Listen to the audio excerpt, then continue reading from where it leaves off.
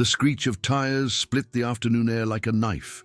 A massive semi-truck jackknifed across both lanes, its trailer sliding sideways in a spray of sparks. Time fractured into slow motion as the truck's shadow fell across a small boy frozen in its path. In that instant, 3 lives collided. A child who never knew his father, a nurse carrying her own hero's legacy, and a man who'd spent 5 years waiting to fulfill a promise to a dead brother. What happened next would shake a desert town to its core and expose corruption that reached the highest levels of power. This is a story about honor, written in chrome and asphalt, about promises that transcend death, and about the unbreakable bonds of brotherhood. Drake Hawthorne watched from his corner booth at Rita's Diner, coffee going cold as he observed the elementary school across the street. At 62, his weathered face told stories of 4 decades on the road, 2 wars, and countless miles seeking something civilian life could never provide. The deep lines around his eyes had earned him his road name, but it was his strategic mind that made him president of the Iron Riders. The school doors opened, releasing a flood of children. Among them, a boy with an oversized backpack caught Drake's attention. 7 years old, maybe 8, with features that made Drake's chest tighten with recognition. Evan Wells, Daniel's son, Daniel Maverick Wells, had been more than a brother in the Iron Riders. He'd saved Drake's life in Iraq, dragging him half a mile through enemy fire after shrapnel tore through his leg. 5 years ago, Daniel died on this same highway, pulling 3 people from a burning car before it exploded. Drake had made a promise at Daniel's funeral, standing over that flag-draped coffin while Lisa Wells, pregnant and devastated, silently blamed the motorcycle club for her husband's death. "We'll watch over them, always." But Lisa had wanted nothing to do with the Iron Riders. Drake had honored that wish, watching from a distance as Evan grew, catching glimpses of Daniel in the boy's determined expression. Today, that distance shattered. Evan broke away from his mother, chasing something that had fallen from his backpack. A toy dinosaur skittered into the street. The boy followed without looking. The Peterbilt rounded the corner going 45 in a school zone. Too fast, too heavy to stop. Drake was already moving as the driver hit the brakes, tires shrieking against asphalt. Lisa's scream cut through everything, but someone else was faster. A young woman who'd been helping Evan with his shoelace launched herself into the street. 3 strides, then a diving tackle that wrapped the boy in a protective cocoon as they rolled beneath the truck's massive undercarriage. The truck driver locked his brakes, sending the vehicle into a skid. The trailer swung wide, beginning to roll. Drake vaulted the diner counter, calculating angles and impacts in the seconds it took to reach them. The truck shuddered to a stop, one side lifting before slamming down with force that cracked the pavement. By some miracle, the woman and boy had cleared the wheels. Drake dropped to his knees beside them. The woman had completely wrapped herself around Evan, her body a human shield. Her eyes opened, sharp and alert despite the adrenaline. "The boy first," she commanded, her voice steady. Drake recognized training when he heard it. He helped her unfold from around Evan, quickly assessing the child for injuries, shaken but unhurt. The woman had road rash on her arm but was otherwise intact. "That was the bravest or craziest thing I've ever seen," Drake told her. "You military?" "No, but my father was." "Navy corpsman." She extended her hand. "Nicole Carter, trauma nurse at County General." "Drake Hawthorne." Lisa reached them then, collapsing beside Evan with a cry of relief and terror. Drake stood, creating space between them and the growing crowd of phone-wielding onlookers. "Back up!" he barked, his command voice still sharp after all these years. "Give them air!" The crowd complied. Drake turned to the truck driver, who stumbled from his cab, face white with shock. After ensuring no immediate danger from the vehicle, Drake organized traffic control and verified emergency services were en route. When Captain Hayes of the Iron Ridge Police Department arrived, his expression soured at seeing Drake. They had history, complicated but built on grudging mutual respect. "Hawthorne, Should have known you'd be involved. Just happened to be across the street, Captain. Hayes turned to Lisa, his expression softening. Mrs. Wells, is Evan hurt? Lisa shook her head, still clutching her son. This woman saved him. Hayes raised his eyebrows at Nicole with new respect. But as he took statements, Drake sensed something wrong in how Hayes questioned Lisa, the careful phrasing that suggested negligence rather than accident. Frank, Drake said quietly, pulling Hayes aside.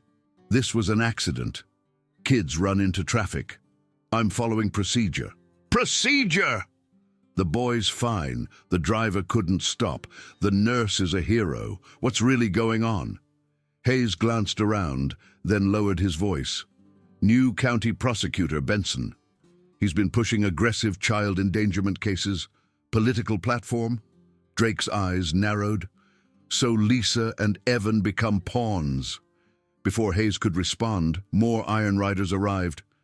Pete Doc Williams and Tom Gunner Martinez, both veterans in their 60s, had seen the video online. The Brotherhood always knew when one of their own needed them. Hayes tensed.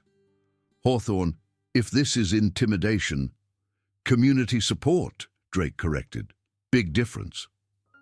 As Nicole and Evan were taken for medical evaluation, Hayes informed Lisa she'd need to give a statement at the station.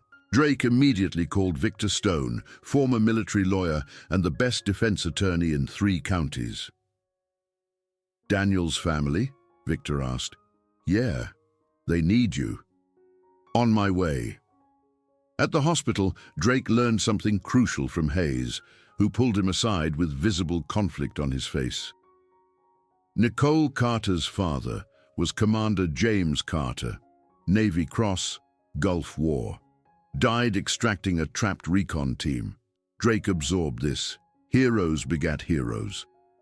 After ensuring Evan was medically cleared, Drake and the Iron Riders escorted Lisa and Evan to the police station. But Victor brought disturbing news. There's more going on here. Prosecutor Benson is the primary investor in Silver Point Development.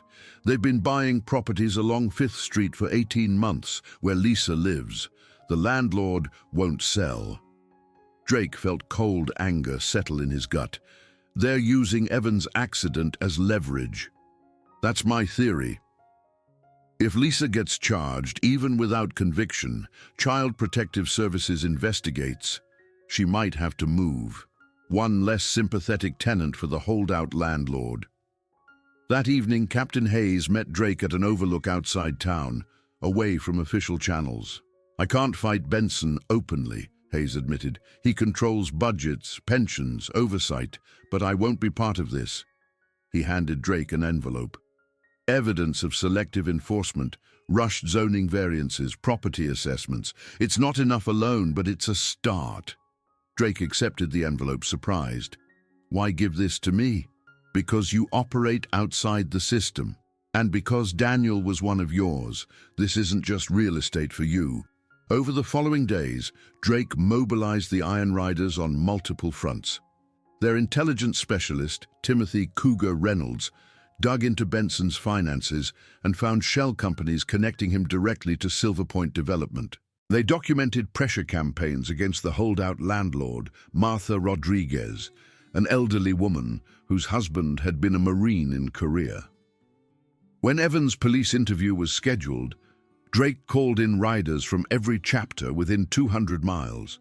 Over 100 motorcycles converged on Iron Ridge, forming an honor guard that escorted Lisa and Evan to the station. The message was clear. This family doesn't stand alone. Benson appeared at the station, attempting to control the narrative. But Victor Stone was ready. In front of assembled media, he presented documentation of Benson's financial stake in Silver Point Development, the selective code enforcement, and the connection between pressure on holdout properties and the charges against Lisa. Prosecutor Benson is using his office for personal financial gain, Victor declared, cameras rolling. He's weaponizing child endangerment laws to pressure a widow and her son as part of a real estate scheme. Benson's denials crumbled under specific evidence and timeline contradictions. Captain Hayes, having found his conscience, confirmed the pressure he'd received to target Fifth Street properties for enforcement actions. The story exploded across local and state media. Within 24 hours, the state bar opened an ethics investigation. Within a week, the FBI began examining kickbacks and corruption. Benson's political career disintegrated. Silver Point development collapsed, its investors fleeing. But the real victory came 3 months later at the Iron Riders' summer gathering.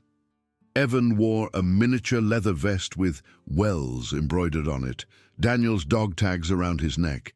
He raced around the clubhouse with other members' children, no longer separated from his father's legacy. Lisa approached Drake, watching her son with a mixture of joy and regret. "I spent so long keeping him away from all this. I thought I was protecting him." "You were," Drake assured her, "in your own way. Yesterday, he asked Doc to teach him how to change motorcycle oil, said his father would have wanted him to know." Nicole joined them, her hand slipping naturally into Drake's. Their relationship had deepened in unexpected ways since that first rescue. She'd begun joining him for Sunday rides, had placed her father's Navy Cross in the Iron Riders Memorial Cabinet alongside Daniel's honors. As the sun set over the desert, Drake called for attention. The Iron Riders gathered in a circle, joined by Lisa, Evan, Nicole, Martha, and Captain Hayes, who'd retired early to preserve his integrity. "5 years ago," Drake began, "we made a promise to our brother Daniel. We promised to protect his family if they ever needed us. For a long time, that seemed impossible." He glanced at Lisa, who nodded acknowledgement. "But promises don't expire. Honor doesn't fade. Brotherhood transcends even death." Evan stepped forward, small but determined. His voice was clear. "I didn't know my dad, but now I know what he stood for. Steel true, blade straight. Thank you for helping me understand." As applause broke out, Iron Riders approached Evan, each placing a hand on his shoulder, a gesture of acceptance, protection, family chosen rather than born. Drake felt Nicole's hand tighten in his as they watched the ceremony. The road ahead would have challenges, but tonight, under desert stars, with engines silent and hearts full, they would face those challenges together. The promise was kept, the legacy continued, and the Iron Riders would ride on, guardians of honor in a world that too often forgot what the word truly meant.